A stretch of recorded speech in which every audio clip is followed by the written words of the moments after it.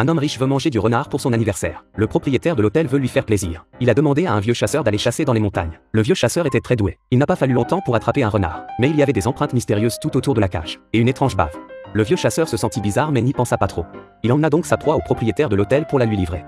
Mais alors que les deux hommes échangeaient, la cage s'est mise à trembler violemment. Que se passe-t-il? Le renard se révolte-t-il? Mais il soulève la toile et voit. Le renard s'est transformé en un grand lézard. Il s'avère que le lézard est invisible et qu'il se trouve également dans une cage, en route vers l'hôtel. Sur le chemin du restaurant, le lézard a eu faim et a mangé le renard vivant.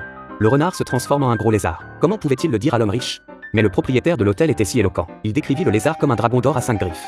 S'il mangeait ce dragon, ses fonctions rénales seraient renforcées. L'homme riche était très heureux. Il était prêt à savourer le dragon et le trésor qui se trouvait à côté de lui. Mais les soldats qui gardaient le renard ont découvert. Le gros lézard qui venait d'entrer dans la cage avait disparu. Il était inquiet, car si le lézard était perdu, le patron serait furieux. Mais dès que le soldat a tourné la tête, la porte de la cage derrière lui s'est lentement ouverte. Le lézard furtif sort. Il sait aussi jouer de la tactique. Le soldat entend un bruit. En se retournant, il pense que le lézard se cache dans un coin sombre. Il saisit sa matraque électrique et s'apprête à l'électrocuter. Mais son pied a glissé, et s'électrocute à la place. Le lézard furtif profite de l'occasion pour attaquer. Il est avalé vivant d'un seul coup. Un instant, le soldat a nourri le lézard. L'instant d'après, un homme tombe d'un tuyau sur le toit. Il s'avère qu'il y a un hôtel à côté de l'hôtel. Jacques et son oncle aident l'hôtel à attraper des rats. Mais ils font une erreur. Ils manquent de faire fuir tous les clients de l'hôtel. Jacques grimpe sur le tuyau à la recherche de la souris pour remédier à la situation. Mais à sa grande surprise, le tuyau n'a pas supporté le poids. Il est tombé dans l'entrepôt de l'hôtel. Le plus malheureux, c'est que le propriétaire de l'hôtel a amené le cuisinier chercher le gros lézard. Quand il a vu que le lézard avait disparu et qu'un étranger se tenait dans l'entrepôt, Jacques était sur le point de s'expliquer. Dans l'interphone, la voix de son oncle l'exhorte à attraper le rat. Tu l'as déjà attrapé, salaud? Si tu l'as attrapé, sors d'ici. Là, c'est encore plus difficile à expliquer. Jacques, ligoté, n'y comprend rien non plus. Je viens d'attraper une souris. C'est quoi un dragon? Je ne sais pas ce qu'est un dragon. Il n'y avait qu'une seule carte dans son corps qui avait un rapport avec les dragons. Le propriétaire de l'hôtel était tellement en colère qu'il a failli le tuer avec un couteau. Comment aurait-il pu expliquer à l'homme riche qu'il n'avait pas de lézard? Alors qu'ils étaient toujours à la recherche du lézard. Le lézard s'était déjà transformé dans le tuyau, prêt pour le festin. L'homme a entendu un bruit dans la pièce. Et quand il est entré, il a vu un trou dans le plafond. Il y a un liquide étrange laissé derrière lui. Ça a l'air dangereux. Alors je ne suis pas responsable. Mais alors qu'il s'apprêtait à partir, il a été attiré par un objet inexpliqué. Et il a été tiré en arrière. Et alors qu'il se débattait, il a tiré sur l'interrupteur électrique de l'hôtel. Tout l'hôtel a perdu le courant instantanément. La fête d'anniversaire de l'homme riche dans le hall a été perturbée. Furieux, il est prêt à partir. Heureusement, le propriétaire du restaurant était très malin. Il a sorti un gros gâteau qu'il avait préparé, sous prétexte d'une surprise d'anniversaire. La situation est sauvée. Mais alors que l'homme riche s'apprêtait à souffler les bougies et à faire un vœu, il a soudainement disparu. Un homme riche s'apprêtant à souffler ses bougies d'anniversaire disparaît dans les airs, alors que les autres le cherchaient. Il tombe à nouveau du ciel et s'écrase sur le gâteau, déjà sans vie. Avant qu'il ne puisse réagir, un instant plus tard, un autre passant s'envole dans les airs. Il a été projeté hors du ciel, et les gens autour de lui ont été attaqués comme par quelque chose. Ils ont été projetés dans tous les sens. Il s'agit en fait du gros lézard qui a failli être servi sur la table tout à l'heure. Le gros lézard qui s'était manifesté jouait encore plus avec les gens dans la salle. Jacques et son oncle, que le propriétaire du restaurant avait pris pour le voleur du lézard, se cachaient dans le chariot de nourriture dans la rue. Ils se cachaient dans le chariot de nourriture dans le hall pour échapper à la poursuite. Les deux hommes n'ont aucune idée de ce qui se passe à l'extérieur. Poussés par les gens paniqués, ils étaient hébétés et désorientés. Ils ont attendu qu'il n'y ait plus de bruit. Ils se sont glissés hors du chariot pour partir, mais ils ont découvert un gros lézard au plafond. Heureusement, le lézard ne les visait pas.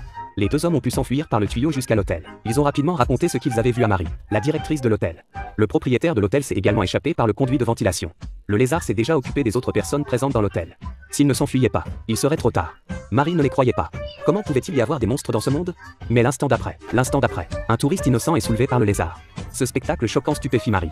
Les autres se précipitent pour l'emmener dans la blanchisserie. Le gros lézard fit de même. Le lézard était sur le point de les trouver. Jacques saisit quelque chose et le lança. Il réussit à détourner l'attention du lézard vers lui. Mais Marie, inconsciente, était juste à côté de lui. L'oncle essaie de le distraire.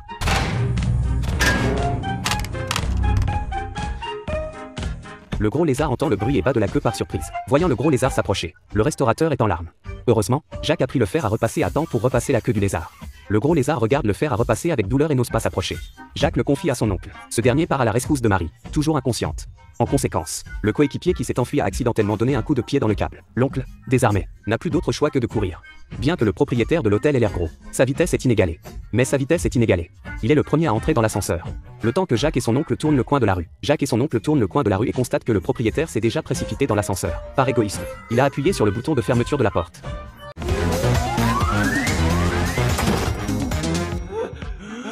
Ungro lizard mutant l'enfance dessus. Heureusement, les portes de l'ascenseur se sont refermées à la dernière minute. Le lizard a été tenu à l'écart de la porte. L'oncle a immédiatement battu le propriétaire du restaurant. J'ai viens de vous sauver de la gueule du lizard. Et vous any pensiez tuez vous échapper. Mais ils ont oublié d'appuyer sur l'edge de l'ascenseur. ET2 as accidentelment appui sur le bouton de la porte pendant la dispute, en regardant les portes de l'ascenseur à s'ouvrir, le lézard mutant est stupéfait un tel chose soit possible. Mais au moment où il retourne pour bonder sur l'ascenseur, un coup de feu est fait tomber au sol. Il s'avère que le vieux chasseur vit également dans cet hôtel. Il est de mèche avec le propriétaire de l'hôtel. Il a vu Jack et les autres essayer de s'échapper et attire sur le bouton de l'ascenseur. Il les menaces de Annie pas lui parler de la faune. Mais il retourne et le lézard mutant a disparu. On dirait que le tir est juste blesse. Le vieux chasseur savait que il ne pourrait pas garder la créature longtemps. Il a donc attaché Jack et les trois ensemble, prêts à attirer le serpent hors de son trou. Et voici le lézard mutant. Le propriétaire de l'hôtel a sa chance. Il jette un saut de peinture sur le lézard et celui-ci est monter. Le vieux chasseur tente sa chance, mais il est affaibli par le scénario. Il a beau essayer, il n'arrive pas à le toucher. Finalement, le lézard est coins. Il les coins sous un étagère. Le vieux chasseur jette un coup d'œil avec son fusil. Ce n'est un coup. Il s'avère que le lézard a un autre astuce pour casser sa survivor.